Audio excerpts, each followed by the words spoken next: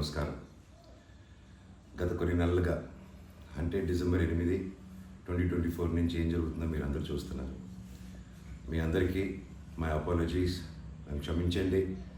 ఎందుకంటే ఈ ఒక సమస్య నేను ఎవరి కోసం అయితే పోరాడుతున్నానో మా స్టూడెంట్స్ కోసం అండ్ మా కాలేజీలో ఆపోజిట్లో ఉన్న పని చేసుకుంటూ ఉన్న ప్రజల కోసం అండ్ వ్యాపారాలు చేసుకుంటున్న ప్రతి ఒక్కరి కోసం.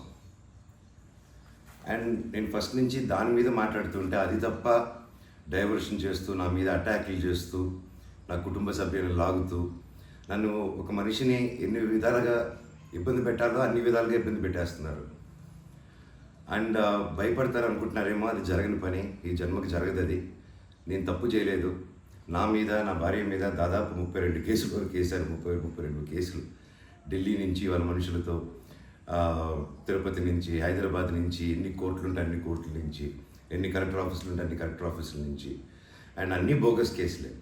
అండ్ అన్నింటికి నాది ఒకటే రిప్లై, ఎందుకంటే నిజానికి ఒకే వర్షన్ ఉంటుంది, అబద్ధానికి అన్ని వర్షన్స్ ఉంటాయి. క్లుప్తంగా ఈ మధ్య జరిగింది.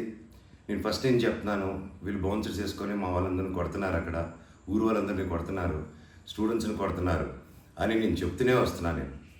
అలా చెప్తూ ఉండగా నేను రాయచోటికి ఒక ఫంక్షన్కి వెళ్ళినప్పుడు ఆ ఫంక్షన్లో ఇక్కడ ఉన్న వాళ్ళందరూ వచ్చి ఒక వ్యక్తి రాకుండా ఇక్కడ వ్యాపారం చేసుకుంటుంటే ఆయన స్టోర్లో దూరి వస్తువులన్నీ ధ్వంసం చేసి కొట్టేసి అక్కడ ఉన్న స్టూడెంట్స్ని కొట్టి అద్దాలన్నీ పగలగొట్టి ఆ వీడియోస్ అన్నీ వచ్చాయి బయటికి. ఇంకా చాలా వీడియోస్ ఉన్నాయి. అన్నీ నేను చంద్రగిరి సిఐ గారికి ప్రతి ఒక్కరికి ట్రాన్స్ఫర్ చేయడం జరిగింది. ఓనర్ ఇంకా కనిపించలేదు, ఆయన ఏమయ్యాడు, ఎవరు దీంట్లో ఉన్నారో తెలియదు.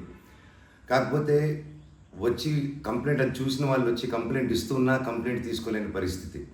కంప్లైంట్ రాసిస్తే కంప్లైంట్ బాగాలేదు, ఇది బాగాలేదు, సో ఇంకోటి రాసుకోరండి. ఒక 3 రోజుల తర్వాత కాదండి చెప్తున్నంత కంప్లైంట్ అంటే ఇంక 3 రోజులు అయిపోయింది కదా, ఇంకెందుకు అంటే ఇన్ని రోజులు నేను కొట్లాడుతున్నారని చెప్తూ పోరాటం జరిగే మధ్యలోనే ఇలా వచ్చి అటాక్ చేసుకుని ఎవడేం చేయలేరు ఇక్కడ అని ఒక మాబ్క్రసీ జరుగుతుంది.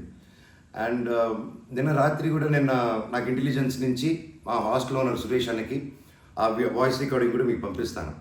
ఫోన్ చేసి నేను ఆనరబుల్ సీఎం గారి దగ్గర బందోబస్తులో ఉన్నాను, మనోజ్ గారు అక్కడికి వచ్చారా, ఎందుకు వచ్చారు, మీ హాస్టల్ దగ్గరికి వచ్చారా, ఎఫ్ఐ దగ్గర రెస్టారెంట్ దగ్గరికి వచ్చారా, ఏదైనా ప్రోగ్రామ్ చేశారా. నేను ఆ సార్కి చెప్పాను, సార్ ఇఫ్ ఎనీథింగ్ నన్ను అడగండి. నేను ఆ సార్తో ముందు కూడా మాట్లాడాను, మీరు వాళ్ళని ఇబ్బంది పెట్టకండి, ఎనీథింగ్ ఎనీ టైం నాకు ఫోన్ చేయండి అన్నాను. పైగా నిన్న మధ్యాహ్నం 3-4 అలా జరిగింది ఆ ఫోన్ రావడం, నేను ఆ సార్తో మాట్లాడటం. మళ్ళీ నిన్న రాత్రి నేను ఇక్కడ తెలిసిన వాళ్ళ రిసార్ట్లో ఉంటే, ఇప్పుడు దాదాపు ఒక 15-20 ఇళ్ళు ఉంటాయి ఇక్కడ. వాటి మధ్యలో అన్నీ దాటుకుంటూ సైరన్ వేసుకుంటూ 10:30కి వచ్చి నేను, నా నెక్స్ట్ ఫిలిం డైరెక్టరు, నా సిబ్బంది అందరూ కూర్చొని మేము అప్పుడే డిన్నర్ కూర్చొని తిందామని కూర్చున్నప్పుడు సరే వచ్చారు. సరే ఏంటని అందరూ కంగారు పడి వెళ్ళారు. ఏంటి సార్ అంటే, మీరంతా ఇక్కడ ఏం చేస్తున్నారు, నేను సీఎం గారి దగ్గర నుంచి వస్తున్నాను, ఆనరబుల్ సీఎం గారి దగ్గర నుంచి వస్తున్నాను, నీ పేరేంటి, ఏ ఊరు, అసలు ఇక్కడ ఎందుకు ఉంటున్నారు మీరు అని రాత్రి 10:30కి ఒక ఎస్ఐ గారు, కానిస్టేబుల్ గారు. అండ్ నేను వెంటనే దిగాను కిందకి. సార్ ఏంటి సార్ సీఎం గారు దగ్గర నుంచి వచ్చారని చెప్తున్నారు, what did we do mistake sir, ఒకసారి నాకు చెప్పండి ఎవరు అప్రోచ్ అయ్యారో, నేను వచ్చి కలుస్తాను సార్ అని చెప్పాను. లేదు సీఎం గారు లేదు, నేను బందోబస్తు ఫినిష్ చేసుకుని వచ్చాను అని చెప్పి ఆయన మాట మార్చారు. ఓకే సార్ అంటే మేము దాదాపు ఒక 10-15 మంది ఉన్నామండి ఇక్కడ రిసార్ట్లో, ఒక 3 ఇళ్ళు తీసుకుని ఉన్నాం. అండ్ అందరూ చూస్తున్నారు, అన్ని రికార్డింగ్స్ అన్నీ చేస్తున్నాం మేము జరిగిందంతా.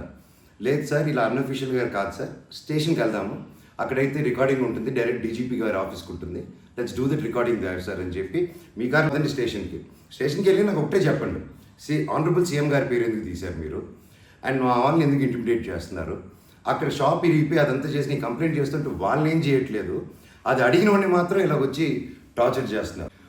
భయానికంటే ప్రేమ గొప్పదండి, అది నేను నమ్ముతాను. అండ్ నేను మళ్ళీ చెప్తాను, జరిగింది ఇది. అండ్ నేను అక్కడికి వెళ్ళిన తర్వాత పోలీస్ స్టేషన్కి నేను నా కారులో ఎక్కి స్టేషన్కి వెళ్ళాను. వెనకెళ్ళి ఎస్ఐ గారు వస్తున్నారు. స్టేషన్ లోపల ఆగి వెళ్ళిన తర్వాత ఎస్ఐ గారు 500 మీటర్ల దూరంలో ఆగారు. ఆగిన తర్వాత మా వాళ్ళు వెళ్ళి సార్ వెయిట్ చేస్తున్నారు, 2 ఎందుకు వస్తున్నానని కారు తీసి ఆయన వెళ్ళిపోయాడు, ఆయన కానిస్టేబుల్ గారు. నేను లోపలికి వెళ్ళి హెడ్ గారు ఉన్నారు, ఇంకో కానిస్టేబుల్ గారు ఉన్నారు. అయ్యా కెమెరా ముందు మాట్లాడదామని చెప్పి, అయ్యా ఇలా వచ్చి నన్ను డిస్టర్బ్ చేశారు, ఎందుకు చేశారంటే ఎస్ఐకి ఫోన్ చేసి నేను తీయట్లేదు సార్ అంటే స్పీకర్ పెట్టండి అన్నాను, అన్నీ రికార్డ్ చేశారు. అండ్ అఫీషియల్ ఆ కెమెరా ముందే మాట్లాడుకున్నాం. దయచేసి పోలీస్ స్టేషన్లో జరిగిన రికార్డింగ్స్ కుదిరితే చూడండి, మీరు తెప్పించుకొని ఏం జరిగిందో. ఇదండి జరిగింది. అండ్ ఎస్ఐ గారు రాలేదు, ఎవరు రాలేదు, నేను ఎక్కడే వెయిట్ చేస్తున్నాను. ఈలోగా సిఐ గారు ఫోన్ చేస్తే నాకు మెసేజ్ పెట్టండి సార్, మా వాళ్ళకి నేను ఇక్కడ నన్నే ఇంత ఇంటిమిడేట్ చేసి నన్నే ఇలా తొక్కాలని చూస్తూ ఉంటే ఇంకా మిగతా వాళ్ళందరినీ ఏం చేస్తారు సార్ మీరు, నేను ఊరి దాటాక వాళ్ళని ఏం చేస్తారు సార్, వాళ్ళకి ఏం ప్రొటెక్షన్ ఉంది అని చెప్పి అనడం జరిగింది. సో ఇది జరిగింది, ఎందుకంటే ఒక్కొక్కరు ఒక్కొక్క న్యూస్ క్యారీ చేస్తున్నారు. But this is the facts happen. నా దగ్గర ప్రతిదీ ఫ్యాక్ట్ ఉంది. నన్ను తప్పు అయితే నా షర్ట్ పట్టుకుని వరే మనోజ్ తప్పురా అని అడగండి మీరు, I'm ready for that. But దీంట్లో దీంట్లో ఏది నాది ఒక తప్పు లేదు. అండ్ ఈరోజు కూడా I'm going to meet SP గారు ఈరోజు 5 గంటలకి. ఆయన కలిసి ప్రతి ఒక్క ప్రూఫ్ ప్రతిదీ నా దగ్గర ఉండేది వెళ్ళి తీసుకెళ్ళి చూపించి సార్కి సబ్మిట్ చేయాలనుకుంటున్నాను. థ్యాంక్ యూ సో మచ్ అండి. జై హింద్.